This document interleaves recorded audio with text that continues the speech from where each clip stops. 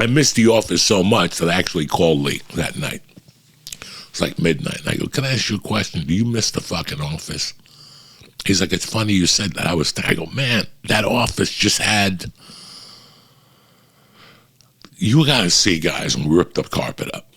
I wish you guys could have seen that. I really wish you guys would have seen how beautifully disgusting it was when we ripped the carpet up, especially in the area where we used to sit, because we picked it up and rolled it out so everything could roll down. Guys, there was more THC dust, buds, fucking acid that had disintegrated, like in the liquid acid that just fucking ate through the bottle. Like eventually that thing ate through the fucking bottle. I mean, it was just, when you picked that shit up and it rolled down and you saw it, you were like, I don't know whether I should be happy or fucking sad, or I should call an NA meeting to come here and bless the room, or I should bust out the fucking exorcist fucking, the power of Christ compels you. It was really a fucking different situation. When I walked into Are You Garbage, I felt that same energy. It's a certain energy. It's a certain energy you tap into when podcasters are hot. Like when their podcast is beaming, and there's a certain energy you fall into. And it was just great to see. I hope the podcast went well. I hope you guys are fucking happy with it. You know, it is what it is. I'm going to get out there and do some more podcasts the next week. And as you see today, we're doing audio only. You know, we want to try something fucking new here. We're a little burnt out with the YouTube thing. I'm sick of looking at me. You're sick of looking at me, you know. So we're going to do different things here. Listen, I always appreciate it. When I started the podcast, I didn't know anything about YouTube. We didn't do anything with YouTube. I really appreciated podcasting for one fucking reason. I'll tell you what the truth is. I appreciated that it made us listen again. I always looked at those pictures from the 50s and the 40s when you see a family sitting around a radio, listening to the Green Hornet or War of the Worlds with whatever fucking, show they were watching, Sergeant Bilko. There was all these radio pictures when I was a kid, and I would watch that and go, wow, that seems so cool. It seems kind of faggy, but at the same time, it seems kind of cool. Like when you look at it, that you just listened. No visual, you just sat there with one ear towards the thing. You know, when I was growing up and you got an AM radio, you didn't get speakers with it. You got a cord with just one plug. And you had to sit there with that one fucking... I still remember being in the 4th grade with one of those radios that had the waves that you get China and shit like that. Had like 18 levels. That's the only fucking thing I ever won in a raffle. In the 4th grade, I run a fucking radio, like a CB... Had everything. What's those things? Hey, Trucker 19, a CB radio, everything in there. I could talk to truck drivers at night and get molested when in the 4th grade. It was fucking crazy. And I would wait all night to listen to see if Elton John's Benny and the Jets would come on. This is how old I am, guys, all right? I was there when Benny got that was the hot song, like 73, 72. I was maybe 8. 9, maybe 7 now, a little older than 7. And I would sit there all night under the fucking covers with this radio on with a plug connected to one fucking thing. I still remember walking around this city. I still remember being a kid and walking around New York City when you had WABC ran a contest, and it was about fucking, if they caught you with a sticker on, you won $25,000. Let me tell you something.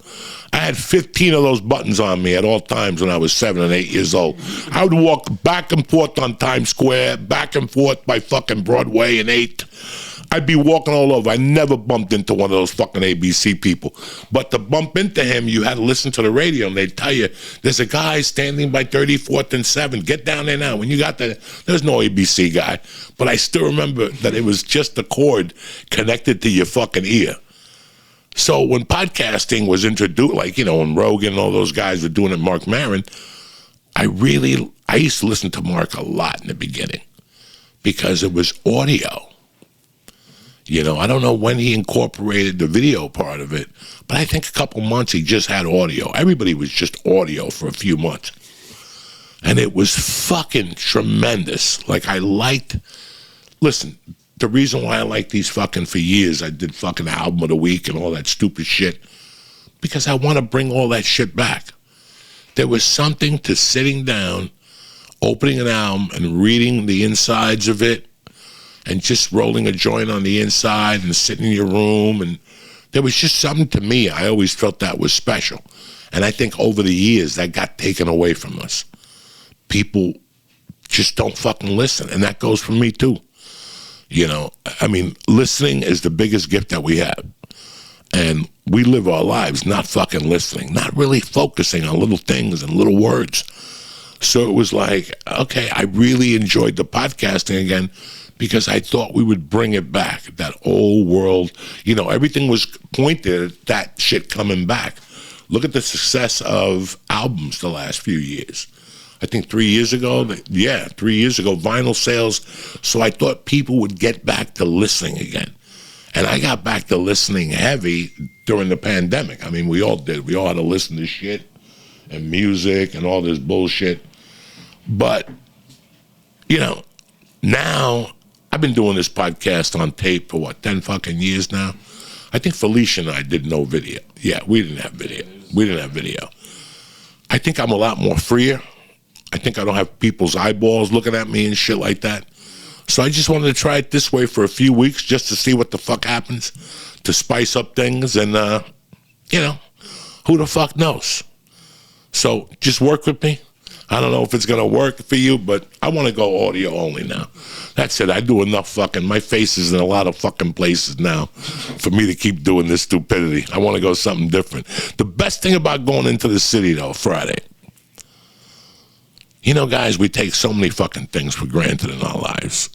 That's why I tell people, when you're not in the right headspace, come home. Come home. Come home. Take a ride to the same, take a ride to where you went to school. Park the car, walk to school, and walk back to your car. Or better yet, park the car, go to school from your house, and walk back to your house. Just try it one time. See how empowering you fucking feel. Like, you just feel empowered. You know, when I was in a bad situation in 1993, I came home. And for the first 2 months, my situation here wasn't much better. But I forced myself to walk from Cliffside to North Bergen every day to work at Hashways. I did that for a reason.